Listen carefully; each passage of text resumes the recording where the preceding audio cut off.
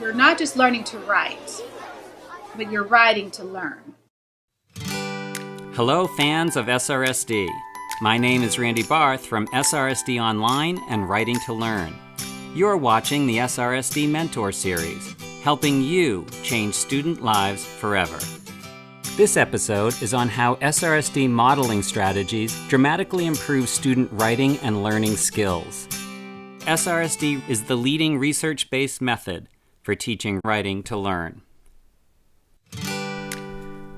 On today's episode, we have two SRSD experts. Please welcome Karen Harris. Karen is the creator of SRSD and researcher at the Mary Lou Fulton Teachers College, and Brit Sikes. Brit is an SRSD coach from Arkansas State University. Karen, tell us what happens when you add SRSD modeling techniques to what I call the general modeling that is used by teachers today.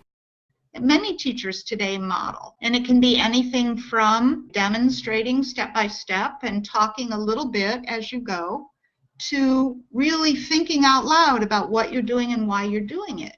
And what SRSD adds is that we not only think about what we're doing, how to do it, but we also think about how to manage our own behavior while we work. We think about coping with frustration, or we think about managing distraction. And also, we talk about monitoring ourselves. Am I using everything I know? Did I do step one? Have I got 3 reasons? And then when we're doing well, we reinforce ourselves. Karen, how did we get here? What's the history and science behind SRSD modeling? In the olden days, modeling often didn't include much of any think aloud. And then around the 80s, we began having a great deal of research on self-talk and self-instruction. This is when Meichenbaum's work and Kendall's work showed that teaching kids to self-talk could help anxiety, kids with persistence, engagement. A while back, we recorded Karen talking about the types of self-instructions. Let's listen in. Dr. Meichenbaum broke self-instructions down into 6 types. First, problem definition. What is it I have to do here? What do I know that will help me get this done right? The second is called focusing, attention, and planning. I need to stay focused on the task at hand, and I need to use what I know to create a plan to get this done. The third type is strategy self-instructions. These are the self-instructions that relate to the steps in the strategy, such as, I need at least 3 reasons. What do I know about what makes a good reason? Type 4 is self-evaluation and error correcting. Here, the model or the student is saying to themselves, do I have 3 reasons?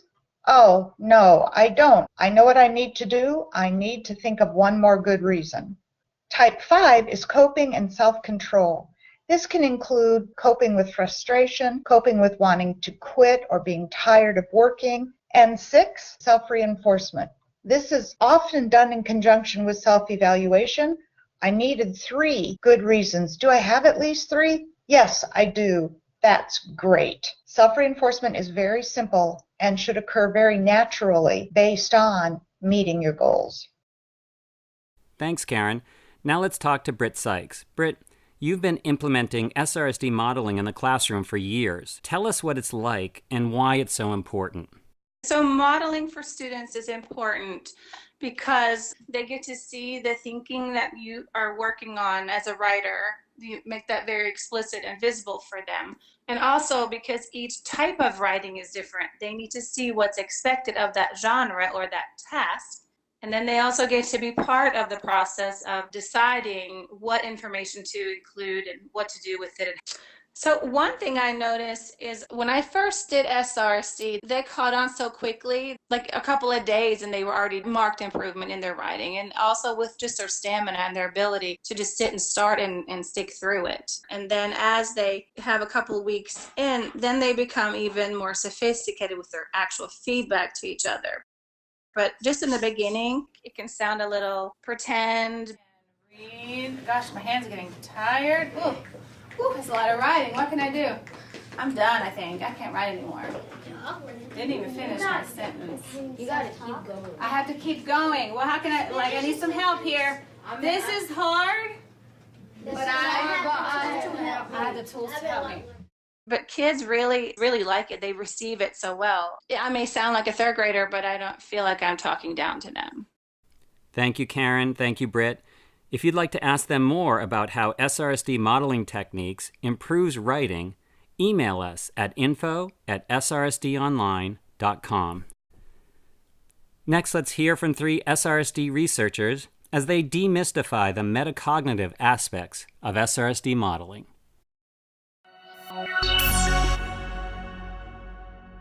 When they model it, they're the ones that are controlling the action. And you're not engaging the kids quite as much as you might in typical classroom instruction. So you've really got to, I think teachers forget that. Really, this is about you showing them how the strategy works. And you can only do that as if you are doing it yourself. The problem with modeling for many teachers is that they're skilled learners. They do these steps so automatically that they don't think about it. What they think is a model is what I call skill stepping. In other words, they'll go through the stages of a task, but they won't include any of the metacognitive information. The metaphor that I use is bricks and mortar. The steps are the bricks, but the metacognitive information, the how, the why, the what for, why did I do that? How did I know to do that? That's like the mortar that keeps the wall together.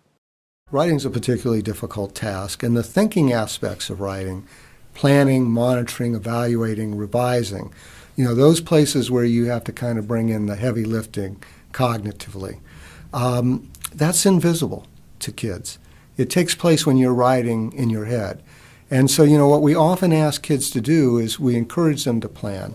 We encourage them to revise their papers. We encourage them to evaluate what they write. But it's not really clear how to do that because you don't see models of it.